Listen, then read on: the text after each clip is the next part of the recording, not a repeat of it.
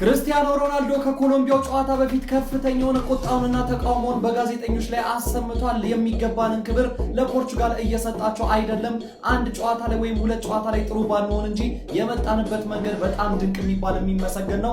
ነገር ግን በተለይ እናንተ የፖርቹጋል ጋዜጠኞች ለኛ አስፈላጊውንና የሚገባንን ክብር እየሰጣችሁን አይደለም። እኔ በፖርቹጋል በርከት ያሉ ጄኔሬሽኖችን ተመልክቻለሁ። እናንተም ስም እንደምታወጡልን አንዴ ወርቃማው ጄኔሬሽን፣ አንዴ ብሩ፣ አንዴ ነሐሱ እያላችሁ የተለያየ ስም ትሰጣላችሁ።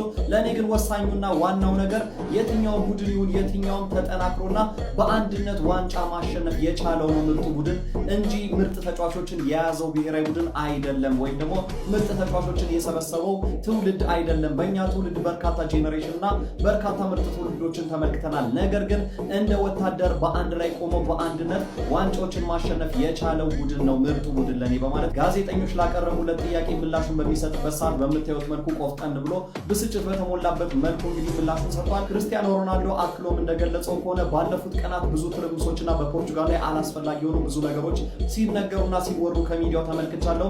በተጫዋቾቻችን በኩልም የተሰጡትን ፕሬስ ኮንፈረንሶች አይቻለሁ። ብዙም አልወደድኩትም። ነገር ግን ለዛ መንስኤ የእናንተ ጥያቄዎች ናቸው። የሚያናክሱና እርስ በርስ የሚያጣሉንን የሚከፋፍሉ ጥያቄዎችን እየጠየቃችሁ ነው ለዚህ የምትዳርጉን።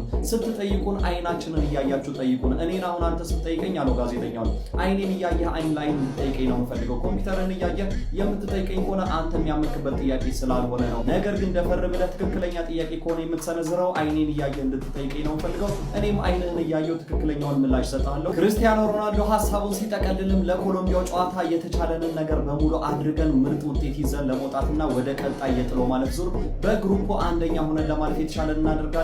ቡድኑም ለዚህ ዝግጁ ነው፣ በፖዘቲቭ ኢነርጂ ተዘጋጅቷል በማለት ለጋዜጠኞች ምላሹን ሰጥቷል። ታዲያ ዛሬ ተጠባቂው የኮሎምቢያና የፖርቹጋልን ጨዋታ ማን የሚያሸንፍ ይመስላችኋል? እንዲሁም ደግሞ በክርስቲያኖ ሮናልዶ ቆፍጠን ያለ ምላሾች ምን ትላላችሁ? ሀሳብ አስተያየታችሁን ኮሜንት ሴክሽን ላይ አጋሩኝ። እንደነዚህ ፈጣን እግር ኳስ መረጃዎች በቀጣይ እንዲደርሷችሁ የፕላስ ምልክቷን በመንካት የሜዳ ስፖርት ቤተሰብ ይሁኑ።